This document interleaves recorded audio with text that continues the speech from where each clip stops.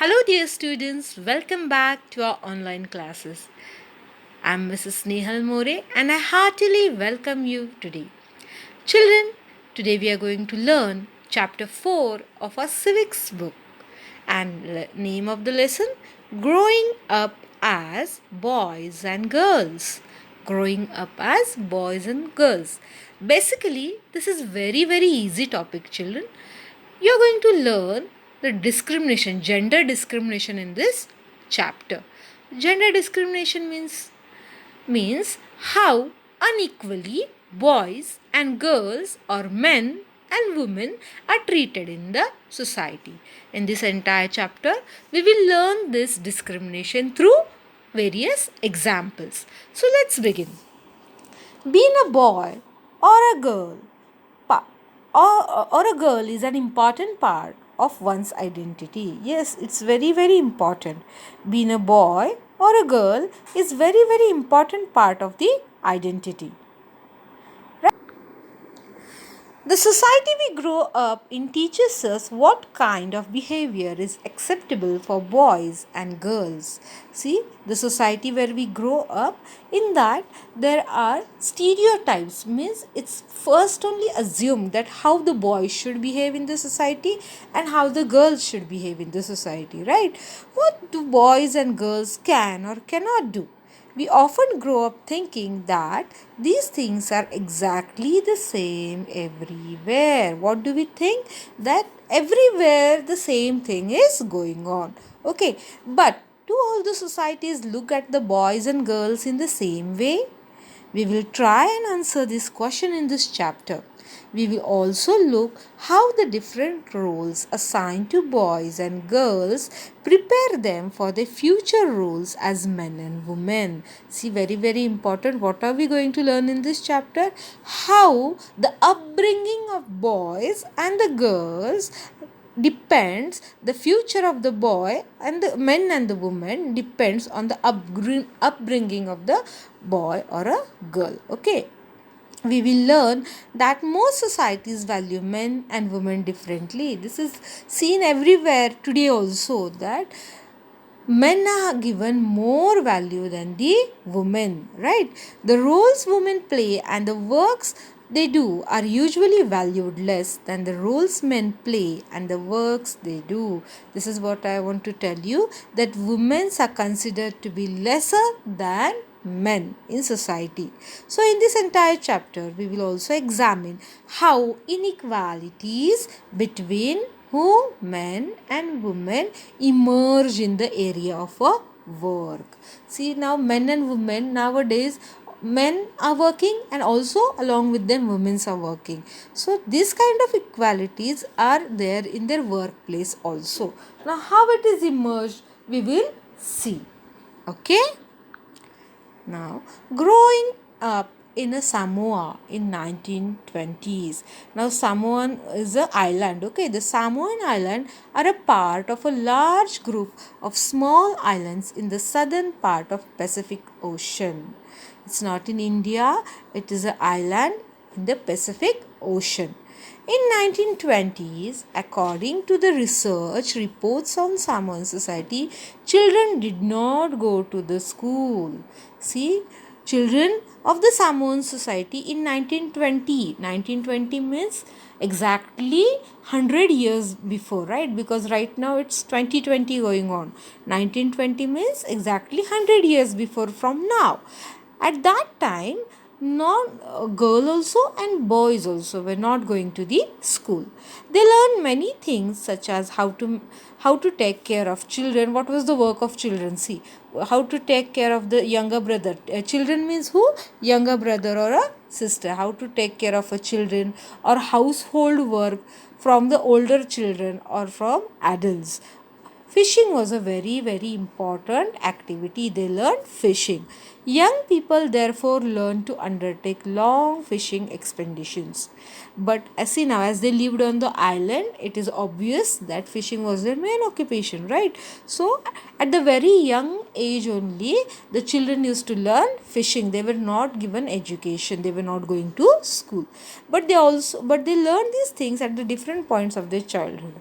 See now, when they learned, as soon as the baby could walk, their mothers or other adults no longer looked after them. See, as soon as the baby walks, means baby walks at the rate of I think 1.5 or 2 years, right? So after 2 years, their mother and father, means their parents, were not looking after them. Then who are looking at so smaller children? We will see older children, means their elder brother and sisters. They used to take care of these smaller ones. Okay, often as young as 5 years old, took over this responsibility, means their elder brothers who were around 5 to 6 year old, they used to take the responsibility of taking care of their smaller brother or sister. Okay, both boys and girls looked after their younger siblings. Siblings means who? Your brothers or sisters. Okay, they are called your siblings.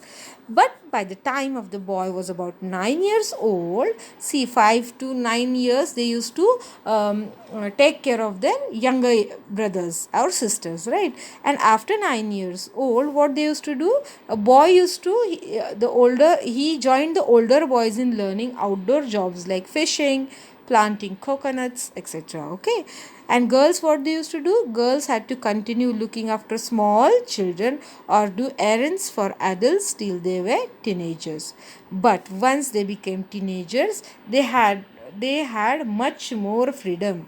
After the age of 14 or so on, girls also went on fishing trips. See, not only boys but also girls used to go on the fishing trips, worked in the plantation, learned how to weave baskets. This was also done by girls. They used to learn how to weave baskets. Cooking was done in the special cooking houses where boys were supposed to do most of the work while girls helped with the preparations. See, cooking was mostly done by the boys and girls only helped them with the preparations. Okay, now see here, a class 7 Samoan child in his school uniform.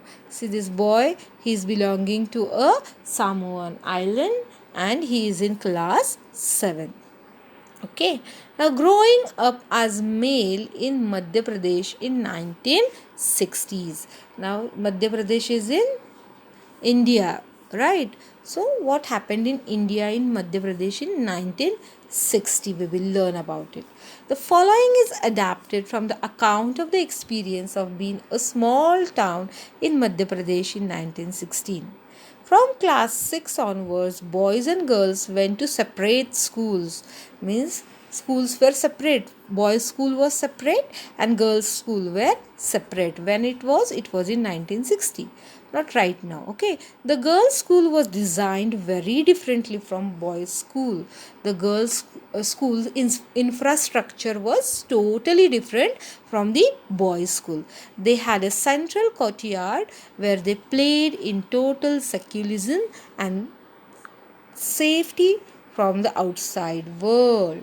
The girls, they had a central courtyard. Courtyard means what to say, angan. Okay, so they had a huge courtyard in between of the school, and the girls used to play there only. They were not having separate playground because they were not allowed to go out of the school. Okay, understood, or to leave the school building, understood, for the safety of the girl.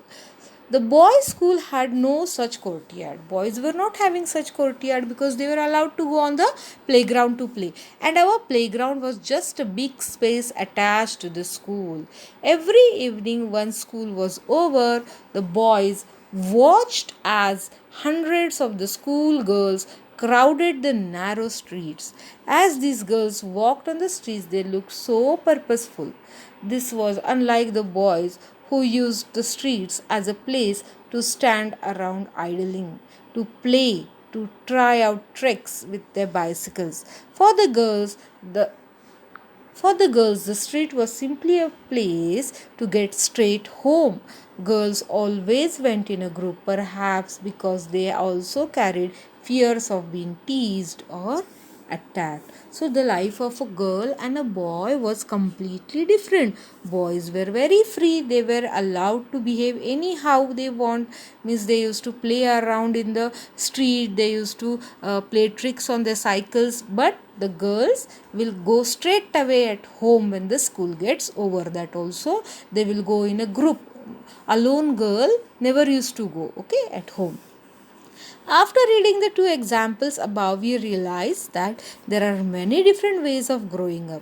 Often we think that there is only one way in which children grow up. This is because we are most familiar with our own experiences. If we talk to elders in our family, we will see their childhoods were probably very different from ours. So, this is a very beautiful exercise for you, dear children. You can ask your parents, your grandparents, your aunties, uncles, okay. So, you can ask them about the childhood, about their childhood. They will share the experience. Okay, this is also very beautiful example. We will do it after exam. Okay, we also realize that societies make clear distinctions about between boys and girls. This begins from a very young age. We are, for example, given different toys to play with. See, the discrimination or the difference begins at a very small age itself. For example, boys are usually given cars to play. Boys are gifted in gift. If you want to give a gift to a boy, what you will say? We will give him a car. And if you want to gift a girl, you will say we'll give her a Barbie. Right? So discrimination begins from the toys itself, from when they are very, very small. Why? Girls can't play with a car. Or why is it wrong for a boy to play with a doll? No, it's not that. So, from here only, from the younger age only, the discrimination begins. Both toys can be a lot of fun to play with. Why are girls given the dolls and the boys car? Toys become a very toys become a way of telling children that they will have different future. See now what happens, that the concept, the mindset of the boy or a girl changes when she or he is young only, because their future is decided at that time only. For example, a boy will become big, he can drive a car, but a girl, when she becomes big, she has to look after her house. So the future is been decided when she is small only, in the form of toys. Okay, so this is not good. If we think about this, difference is created in the smallest and everyday things. How girls must dress, what games boys should play, how girls need to talk softly or boys need to be tough. All these ways of telling children that they have a specific role to play when we grow up to be men and women. Later in life, this affects the subject we can study or the careers we choose. In some societies, including our town, the roles of men and women play or work they do are not valued equally. Men and women do not have the same status. So, in a society, men and women, even though a woman is working more, she is not compared equally to the men. They are having different status. Let us look at how this difference exists in work done by men and women. So here is a story. We will learn about the difference. My mother doesn't work. This is very, very beautiful story. We will look at it. Okay, see, Ma, we are going to school excursion. Excursion means picnic. Okay, we are going to school excursion. Rosie ma'am needs volunteers. Can't you take a holiday from office and volunteer? What is she saying? Ma, we are going to school, and Rosie ma'am, our teacher, needs a volunteer. So her mother is working. What she says, that take a holiday and become our volunteer. So now then she says, Harmit's mother always comes for excursion because she doesn't work. Her friend Hermit, her mother is always there to work at the excursion because she is a housewife. She doesn't work. So Shonali, how can you say? So her name is Shonali. So Shonali, how can you say that? You know that Jaspreet auntie is up at 5 a.m. every day doing all the housework. What she says that how can you say that Hermit's mother is not working, Sonali? She wakes up at 5 a.m. every day and whole day she is doing her housework. Yes, but that's not the real work. It's just a housework.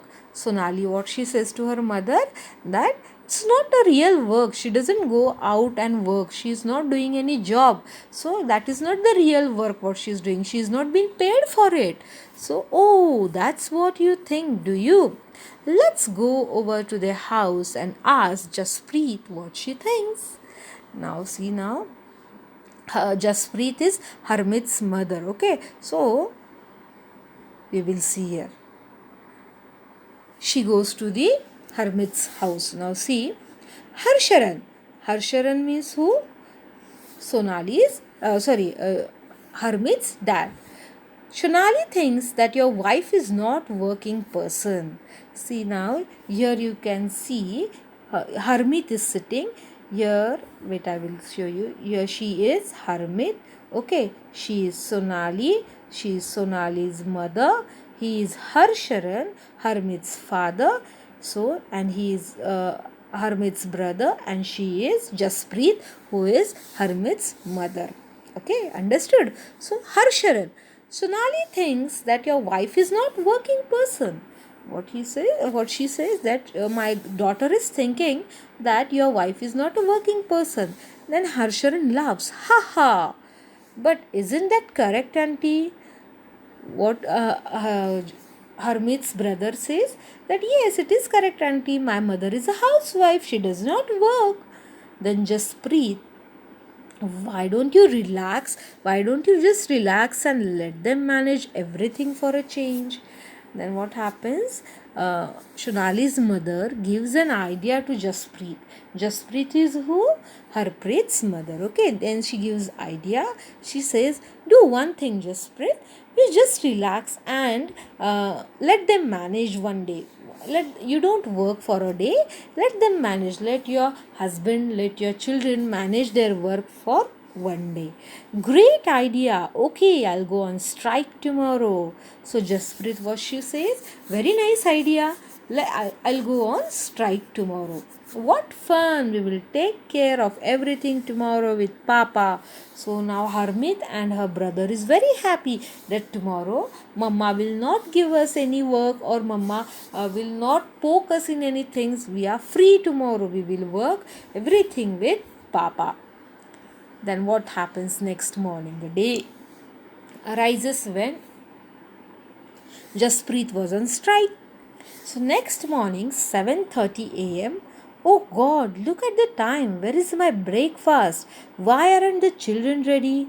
So now her Jaspreet is on strike, so she is not working. She has not prepared the breakfast, and even she has not made children ready for the school. Then what her father says? Oh God, look at the time. Where's my breakfast? Why aren't the children ready? How would I know? I am on strike. Remember? Besides, Mangala also has taken leave today. Mangala is the house worker, okay? So she is also on leave. So now what happened? Oh, that's the school bus. I have to drop them in the car. Hurry, hurry, and ask Harmit to switch off the pump. So they are in hurry early morning because Mama is on strike. Nobody has prepared the breakfast and the lunch also. But what about the kids' lunch boxes? Oh no, I forgot about that. I will give you some money. Just buy something from the canteen today. Then what just Harmeet says, Ma has already given us the money for that. Next, then at the evenings, 6 p.m., the doorbell rings. Ding ding, I am exhausted. How about some tea? Oh, I forgot, you are on strike. I will make some myself. Then The house looks like hit by a hurricane. Did you expect it to remain in exactly the same condition in which you left in this morning, dear? Hermit, where on the earth are the tea leaves? He, I wonder if they still believe I don't work. And now I have to remind them that Chachaji and Chachiji are coming for dinner. So, if mother goes on a strike for one day, then the children and the papa cannot manage their housework for even for a single day. So this is what, now how can we say that our mother doesn't work? If I will say a mother is working throughout her life, right? So it's very very important that we should respect the work of our mother. Understood? Valuing housework. Valuing housework is very important. Hermit's family did not think that the work Jasprit did within the house was real work. Hermit's family was not thinking that Jasprit was doing a work, right? This feeling is not unique to their families. Across the world, the main responsibility of the housework and the caregiving task, like looking after the family, especially children, the elderly, the sick members, lies with the woman. Yet, as we have seen, the work that women do within the home is not recognized as work. It is also assumed that this is something that comes naturally to women. It therefore does not have to be paid for, and society devalues it. So it is assumed that women are born to do the all the household works, but it's not true, right? And even the work that they are doing continuously day and night, that is not having any value. So this should not be done. Everybody should respect the work which is done by the mother. Okay. Lives of the domestic workers. Lives of the domestic workers. In the story above, Hermit's mother was not the only one who did the housework. A lot of work was done by Mangla, their domestic helper. Many homes, particularly in towns and city, employ domestic workers. Now, domestic workers means what? The person who is helping us in our household works. Okay, so they do a lot of work like sweeping and cleaning, washing clothes, dishing, cooking, looking after young children or elderly. Most domestic workers are women. Sometimes even young girls, boys and girls are employed to do these works. Wages are very low as domestic workers do not have much value. See, as I told you, housework is not having that value, so domestic workers are also given very very less payment. Okay, a domestic workers they begin at early 5 in the morning and end at the late 12 at night. Despite the hard work they do, the employers often do not show much respect. Domestic workers are usually not treated properly by their by their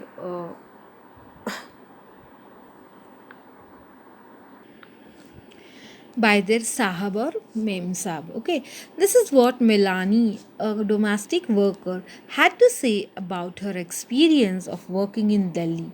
My first job was with a rich family that lived in a three-storied house. The mem sahab was very strange as she would shout to get any work done. My work was in the kitchen. There were two other girls who did cleaning. Our day would begin at 5 o'clock for breakfast. We would get up a cup of tea and two dry rotis. We could never get a third roti. In the evening, when I cooked the food, the other girls would beg me to give them an extra roti. I would secretly give it to them and make an extra one for myself. We were so hungry after working throughout the day, we could not wear chappals in the house. In winter, our feet would swell up with the cold. I used to feel scared of the mem sahib, but also felt angry and humiliated. Did we not work all the day? Did we not deserve to be treated with some respect? In fact, we What we commonly term as housework actually involves many different tasks. A number of these tasks require heavy physical work. In both rural and urban areas, both women and girls have to fetch water. In rural areas, women and girls carry heavy loads of firewoods. Tasks like washing clothes, cleaning, sweeping, and picking up loads require bending, lifting, and carrying. Many chores, like cooking, involve standing for long hours in front of hot stoves. The work women do is strenuous and physically demanding. Words that we normally associate with men. So all this work which is done by the women needs a lot of energy. So the and it is very physically demanding work. So it's not that the girls are not having energy, or the girls are having less power than the men. So we can say that girls are equally brave, or girls are equally strong as the men. Understood? Another aspect of housework and caregiving that we do not recognize is that it is very time consuming. In fact, if we add up the housework and the work women do outside the home, we find that women spend much more time working than men and have less time for leisure. That means a woman who is working outside, she has to do her housework also, and she has to go in office also. So a woman who is working only working at home also, who is a housewife, is also working more than the men. Okay, men has to work only for 8 hours in the office, but a housewife works for whole day at the house, okay, and without an holiday. Below is some data of a special study. Though this is the data which is given. Okay, women work and equality. Now this is very important. Women's work and equality. As we have seen how the low value attached to women's household and caregiving work is not an individual's or family matter. It is a part of a larger system of inequality between men and women. It therefore has to be dealt with through actions not just at the level of the individual or the family, but also by the government. So this is not only a part of a family, but it should also, strict action should be taken by the government. As we know, now equality is an important principle of our constitution.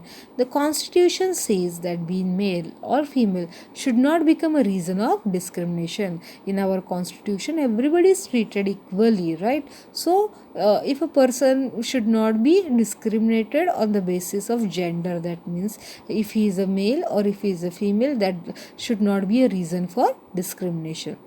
In reality, inequality between the sexes exists. The government is therefore committed to understanding the reasons for this and taking positive steps to remedy the situation. For example, it recognizes that the burden of the child care and the housework falls on the women and the girls. Now what is government doing? So this naturally has the impact on whether the girls can attend school. It determines whether women can work outside the house. Why girls are not allowed to go? Because they have to do housework. And why the women are not allowed to go? Because they have to look after the children. So because of this, the women or the girls are not having that much opportunities to prove themselves in the society. So what is government doing for this? We will see. The government has set up the Anganwadis or the child care centers in several villages of the country. The government has passed laws and make it mandatory. Mandatory means compulsory. Mandatory for organization that has more than 30 women employees to provide crèche. Now what is crèche facility? Crèche facility is also a shishugraha, means where a smaller children are taken care of. Okay. A provision of crèche help many women to take an employment outside the home. Now, why women are not going out? Because they have to look after the children. If a provision is made that the children could be taken care of in the crèche, then even the women will set out for the work. Okay, even they can be employed.